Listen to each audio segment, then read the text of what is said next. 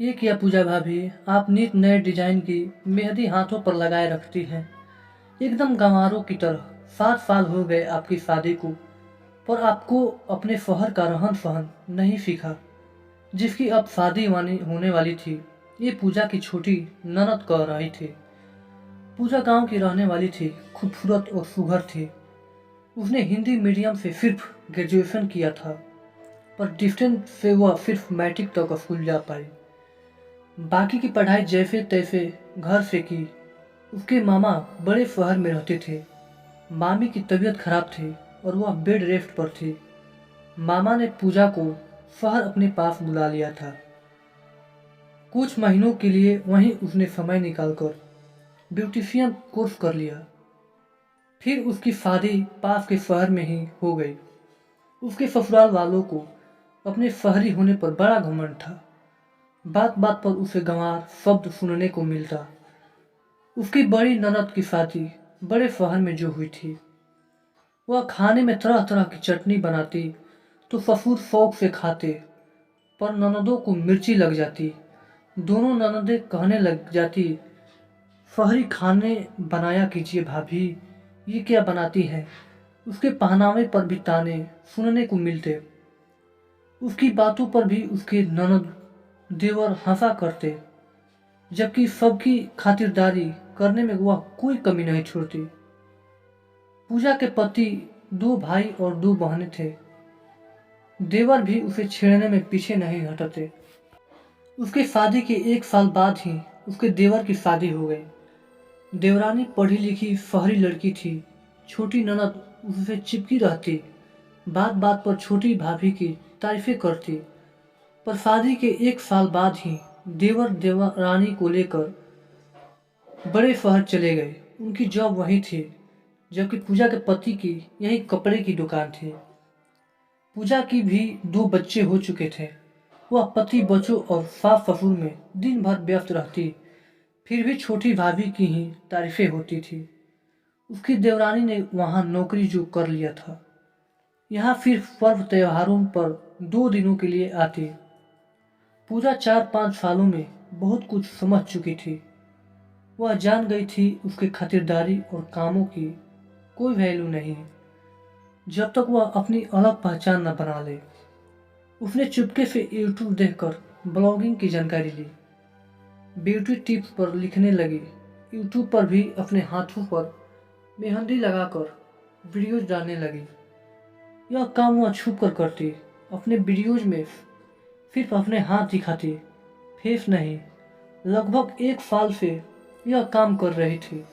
वह मेहनती और जुझारू थी, किसी काम को बड़े तरीके से करती। उसके मेहंदी ब्यूटी टिप्स और मेहंदी के डिजाइन सोशल मीडिया पर लोगों को खूब पसंद आ रहे थे। आज फिर उसने मेहंदी लगाया था और फिर छोटी ननद उसकी मेहंदी देखकर चिढ़ गई। शादी का घर था, बड़े बड़े मेहमान आने वाले थे। वो क्या कहते, फिर शादी हो गई उसके ननद की, और अब पूजा भी अपने ब्लॉगिंग से एडसेंस द्वारा कमाने लगी थी। उसके ब्लॉग वीडियोज पर बहुत सारे व्यूज मिलते। पूजा ने अपने अकाउंट में लाखों रुपए जमा कर लिए थे। अब वह कुछ करना चाहती थी। इस होली सब इकट्ठा हुए थे और मौका अच्छा था। उसने सबके सामने कह दिया, मैं अपना ब्यूटी पार्लर खोलना चाहती हूँ। सब हैरान रह गए, घर कौन संभालेगा, तुम ये कैसे कर सकती हो, पैसे कहाँ से आएंगे। कई सवाल हुए, फिर उसने सबके जवाब दे दिए। आप लोग मुझे गंवार कहते रहे, मेरे वीडियोज देखिए, मेरे ब्लॉग्स पढ़िए, तब आप मेरी काबिलियत समझेंगे। और रही बात घर संभालने की, तो मैं अपने बच्चे देख लूँगी। ये घर संभालना मेरी अकेले की जिम्मेदारी नहीं है। घर की छोटी बहू का भी कुछ फर्ज है। सिर्फ त्योहारों पर 2 दिनों के लिए आकर यह सारे फर्ज से बरी हो जाती है। कमाती है तो खुद पर खर्च करती है। वे लोग खुद कमाते खाते हैं। घर की बेटियां भी मायके के नाम पर यहीं आए। रिश्तेदारी भी मैं निभाऊं। अब मैं अपने फर्ज उतना ही निभाऊंगी जितना सक्षम होंगी। आप लोग कुछ महीनों के लिए इसके पास भी जाकर रहा कीजिए, तो अब इसकी तारीफ़ें करेंगे तो कुछ समझ में आएगी। और पैसे की चिंता आप लोग मत कीजिए, मैं अपना मैनेज कर लूँगी। आज पूजा की बातों को सुनकर सबको चुप्पी लग गई। सब यह जानते थे अब वह पीछे हटने वाली नहीं। पूजा पूजा के पति रोहित कुछ न बोल पाए। इतने सालों से घर वालों का एक तरफा पक्ष वह देख रहे थे और खुद भी तो पूजा को कुछ नहीं समझते थे।